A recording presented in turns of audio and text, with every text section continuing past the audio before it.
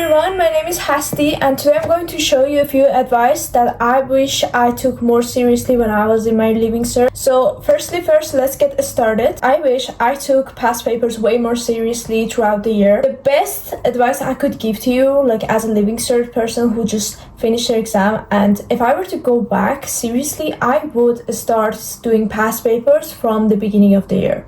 Now you may hear in other places or by other people that you should do past papers after January only, and that is absolutely true. After January you just have to do past papers because you don't have time to go back on your books, you don't have time to go back on your notes, you don't have time to relearn again. If you're still in 5th year and you're just starting to learn, try to understand what you learned already and then use the past papers on the same time when you're trying to learn to work on the subjects you're already doing and feel more confident and familiar with the question. The thing with Living Cert is that when you practice questions, you will find questions in Living Cert that are very similar to each other. When I used to look at my past paper questions like 2025, 2024, 2023, the past papers that I got, they all had something similar throughout the year, and there were some questions that repeated throughout the years, from the past 2020 to 2026, and it happens. You may see a question that repeats, which is great, but also you may see questions that haven't repeated for a while, but they might come again. Now this depends on your subject, of course, but past papers really help you to get familiar with the exam, to help you understand how the exam works and what the examiners want. Most important thing that kids ignore is that they ignore the questions that they have the most difficulty with, and that's where you should really focus on, especially during January afterwards. The reason for that is when you get over all the weak subjects you already got, you are more confident in the exam. This year when I was in my exam, if there were a few subjects like chemistry and let's say maths. For me it was chemistry and maths. I had a few weaknesses in probability and statistics, and when I saw a few questions on that, I felt a little anxious when I saw them, which is why I'm telling you to get over the weakness stuff as early as you can, as much as you can, and constantly repeat them to get it in your head. The other thing is generally consistency. If I were to really restart school from 5th year, I would study every single day as much as I can. It doesn't have to be 6 hours, it doesn't have to be 10 hours, it just has to be every day as much as possible until you understand your subject, until you get the things you need to have done, so you don't have problem in the long term. Now I have already done that very well during my 5th year, and I've managed to get really good results during my summer test for 5th year. However, during my 6th year I had situations where mentally and emotionally and physically it stopped me, such as surgery and my family being in war. So it's different for everybody. However, try to be consistent and still pass the challenges you already have in life, because we all know there are things that might happen to you and they're unexpected. You can't predict what might happen to you tomorrow or the day after, but that's okay. I had that problem too, where unexpected things happened to me and I managed to still get through them. Maybe I delayed, maybe I had days where I just couldn't study, and those are normal.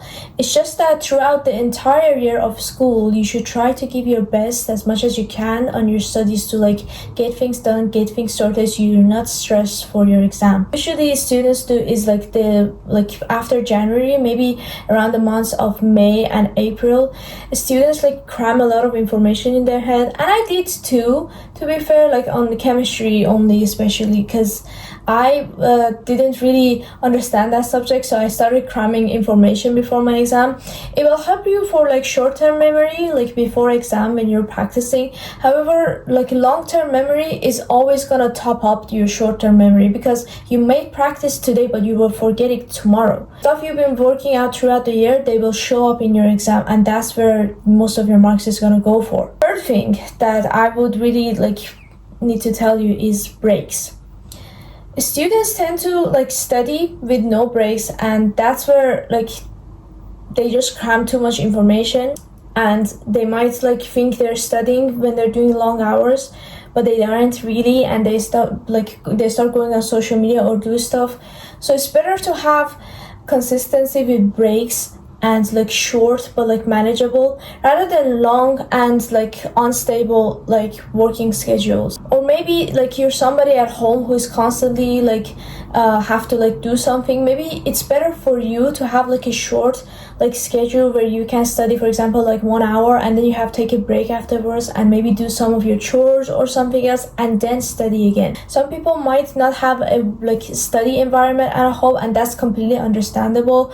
I sometimes went to the library like near my home, and it really helped me to study and be focused on my exam, and I had no problem like studying over there at all, because everybody else were also studying, and I could study because I could focus when someone else is like focusing, because I want to focus and do my thing because I'm inspired by like the people working around me. That is all I have to say generally for like living cert advice, but I give you like some extra tips that I used during my exams which are really useful. But this goes mostly towards my 5th year rather than 6th year, because in 5th year I was generally more productive and I did more studying and had better results. And in 6th year I kind of grumbled down, but I think that's normal. I think in 6th year, like during mocks and stuff, since the marking schemes are very harsh, and since like you're coming back to school and you will forget some of the stuff you did in 5th year, you have to revise them and keep them like still in your head. So this might happen when you in your mocks you might not see the best results you got, but that's okay. That's just how the system works. Some people on the other hand, they might still get like really good results on their mocks. I didn't, unfortunately, but that's still alright. The best tips that I used for my living cert were using the institute like notes that I got from my school. Like those were the big ones, and some of the grinds, like the notes I got from like the Institute for Chemistry and Maths, they really helped me out through the year, because they had like all the techniques I needed, to the ways to study, and some of the notes that were important, and past paper questions who had the answers for like each of them, and explanations that I needed to understand them. I had a teacher actually who kept saying like just do past papers every day, and he's absolutely right. You should do past papers every day, because that's basically the entire exam. Just past papers. I hope this video will be useful to the people doing next year, like their living cert, or then like any other years that they're doing it, because I generally like did hear this advice from other people, but I didn't really take it that seriously. So I hope you will, because this is coming from a like student who did living cert themselves as well. Thank you everybody for watching. I will see you in the next video. Bye bye.